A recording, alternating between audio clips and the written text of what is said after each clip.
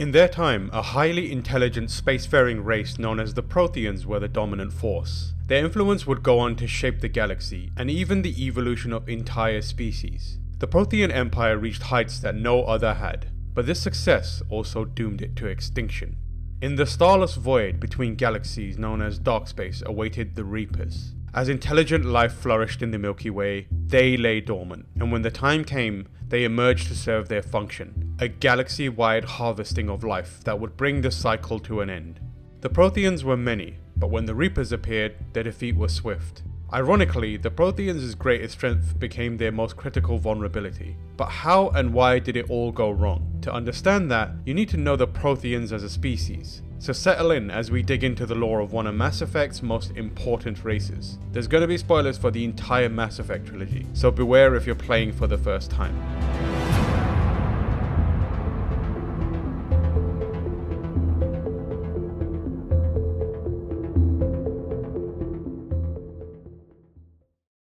The Protheans existed in a cycle 50,000 years before the one Commander Shepard fights to preserve. Although their empire was vast, in the cycle of evolution and dissolution perpetuated by the Reapers, all traces of previous life are usually wiped out. As a result, little is known about the Protheans, and often, much is falsely attributed to them.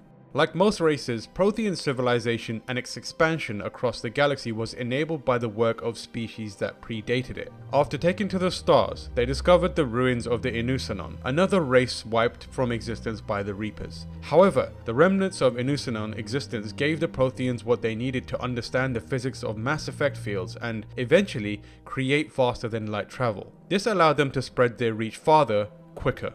At the core of Prothean beliefs is the cosmic imperative. This is explained by Javik, a Prothean that is discovered in stasis and brought into Shepard's cycle to fight the Reapers. Protheans operated on the idea that the strong flourished and the weak perished. Their scientists deemed the cosmic imperative as the only force in the galaxy of consequence. In Javik's own words, extinction was said to be the rule of law in the cosmos. It was the natural order of things. With this in mind, the motivations and methods behind the aggressive Prothean expansion becomes clear. As they traveled the galaxy, the Protheans exerted their power over other species, and although some tried to resist, none were successful. Such was the might of the Prothean Empire. Those that fell before them had no choice but to be assimilated, and over time, disparate races and cultures would conform, eventually coming to identify themselves as Prothean. The goal of this was twofold. Not only did it allow Protheans to expand their influence and enact the cosmic imperative doctrine, but it also united organics to face future threats from synthetics, something that had also become a key concern for the Protheans. Early on in its exploration of the galaxy, the Protheans encountered a machine artificial intelligence which was hostile and posed a threat to them. Eventually, this resulted in the Metacon War. The Protheans won this battle and, to protect itself going forward, engaged in aggressive, forceful expansion with the goal of uniting organics under one empire, the Prothean Empire.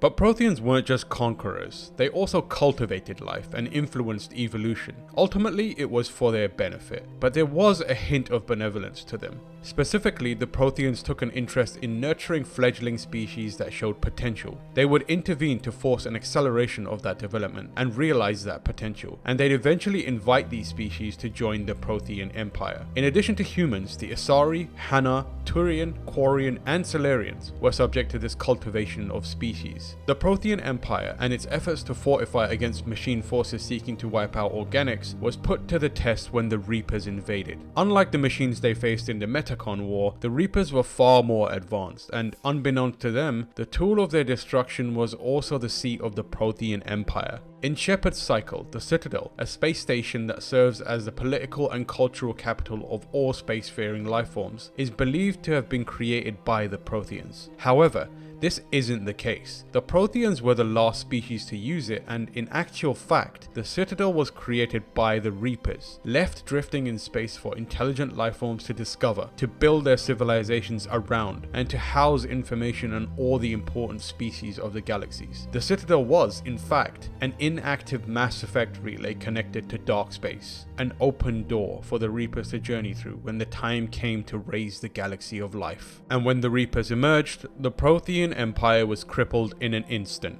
The Mass Effect relays were rendered inoperable, and with all the data stored in the Citadel, the Reapers were able to identify the location of all Prothean worlds and begin harvesting them. Cut off from each other, the Prothean civilizations failed to defend themselves. With no other choice, the Prothean war strategy became one of attrition. They fought system by system, planet by planet, city by city. They sacrificed entire worlds to be harvested by the Reapers, so they could buy enough time to fall back and regroup for another futile attack. As they did so, the Reapers indoctrinated and enslaved Protheans they came into contact with, bolstering their own forces, pitting Prothean against Prothean, and placing sleeper agents amongst their enemy. The Reapers architected the downfall of the Protheans before they even took to the stars, but the Protheans also contributed to it in a significant way. In the end, the cosmic imperative played a key part in the destruction of their species. As all races became Prothean, they conformed to one doctrine, one mindset, one culture, one perspective, one strategy. Such was the way of the Prothean assimilation of culture and creed. The Reapers exploited this rigidity, and the Protheans could not adapt to fight back and survive. Instead, the subservient races became divided, confused, and easy prey. But true to the intelligence that made them the dominant species in the Milky Way, the Protheans showed foresight and took actions that would break the cycle for a future civilization. As the Reapers carved a path through the galaxy, the Protheans ceased the development of primitive species in hopes that the Reapers would see no value in harvesting them. The hope was some Protheans would survive, and they would lead these species in a future cycle. In the centuries the battle against the Reapers took place, the Protheans managed to recapture the Citadel. They moved it close to a planet called I-4, on which they had discovered plans for something called the Crucible. Like the Inusanon's Mass Effect technology that propelled Prothean civilization forward, the Crucible was another fortuitous discovery that would be the lifeline of a future civilization. Designed by the extinct Rakfili species, the plans revealed that the Citadel would be required to wield the Crucible as a weapon against the Reapers. The Protheans would never see victory, as the Crucible could not be completed before the Reapers finished harvesting the Protheans, stripping their worlds of resources and erasing their presence. Javik, an experienced soldier and the Prothean avatar for vengeance, along with others, were to be hidden in a bunker on Eden Prime and placed in stasis to outlast the cult. Javik was to command 1 million surviving Protheans and lead them, along with the evolved species of a new cycle, in a battle against the Reapers. You will be the voice of our people. I will be more than that. However, indoctrinated Protheans revealed the location of the bunker to the Reapers, and their neutron purge needed to clear the bunker impacted the automatic reactivation of the stasis pods. Since Javik's survival was imperative, he needed to be kept alive until discovered by people in a new cycle. This meant that power would be diverted from the other pods to his, in order to give him the best chance. In Commander Shepard's cycle, Javik emerges as the last voice of the Protheans, a species that held dominion over an entire galaxy, that was brought to its knees by the Reapers, that was unable to defend itself because of its narrow view of the value of others, but that ultimately shaped what future generations needed to give them hope for a better future. And the last thing the Reapers hear before they die will be the last voice of the Protheans, sending them to their grave.